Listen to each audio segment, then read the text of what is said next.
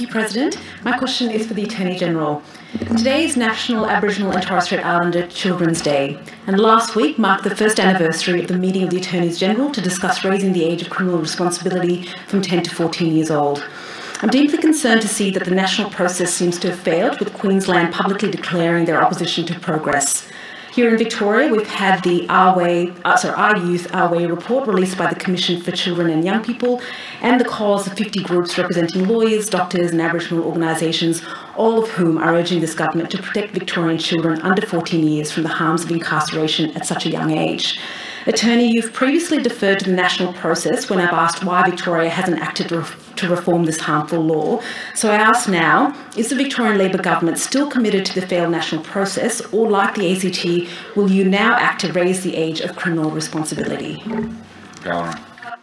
President, I thank Dr. Ratnam for her question and indeed pointing out the importance of protecting our most vulnerable in the community, and in this instance Aboriginal children. And I would highlight the amazing report, Our Youth, Our Way, that was released about a month ago, and would urge all members to have a look at that, particularly as it details the voices of young people directly. It's pretty compelling reading.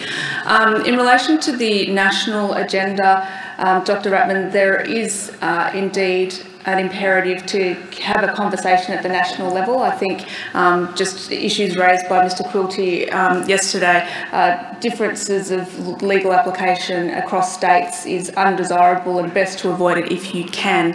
Having said that, it's no secret that there's not a lot of priority on this issue from that forum. I can confirm that there are Attorney Generals in that forum that want it to remain on the national agenda, so we can continue to have the conversation, and that's not an indication that everyone's going to agree. In relation to consideration of raising the age here in Victoria, I would point out that it just needs to be undertaken with careful consideration alongside the delivery of alternative services to ensure that there's adequate support for those children aged 10 to 13 that would ordinarily be caught up in the justice system.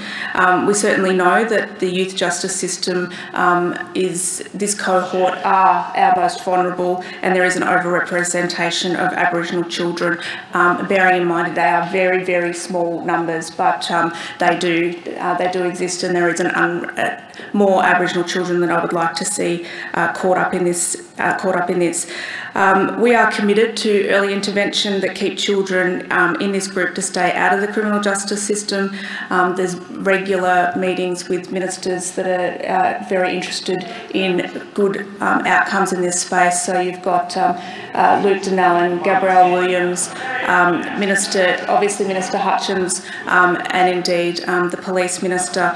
These are topics that we are committed to making improvements. We want to strengthen partnerships that support rehabilitation. We want to deliver and strengthen individual programs and interventions. We want to ensure families are well supported to improve children's behaviour, and we certainly want to engage young people in education and training as a positive pathway as opposed to any offending behaviour. This is a key issue through considering any changes, is to ensure that the justice system uses the right tools to continue to support community safety. And I do thank the organisations that continue to have this conversation with me. It's a regular topic with the stakeholders. On supplementary. Thank you, President. Thank you, Attorney. One of the consequences of our current laws is that most children who are incarcerated are on remand and ultimately do not receive a custodial sentence. Between 2010 and 2019, 98% of all children aged under 14 years were in this category.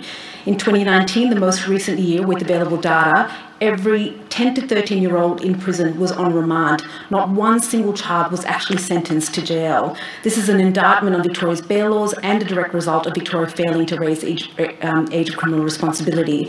Notwithstanding your response for the need to have a national conversation to make sure there's consistency across the jurisdictions and the need to improve services, Attorney, I'm interested to know, what are the actual barriers to the government now acting to reform these harmful laws? Thank you, President. I thank Ms. Ratnam for her question. The figures that I can give you are the most recent figures showed that in the last year there was around no more than 44 children in the age bracket of 10 to 13 that were on remand, and no sentenced children. That's 44 kids that if we raise the age, we need to make sure that we have alternative service options to ensure that those kids can be supported and indeed diverted away from the justice system. So in direct response to your question, we need to make sure that we have all of the support services in place to deal with the very small numbers of children that are currently caught up in the justice system, and we are doing that regardless of whether you raise the age or not.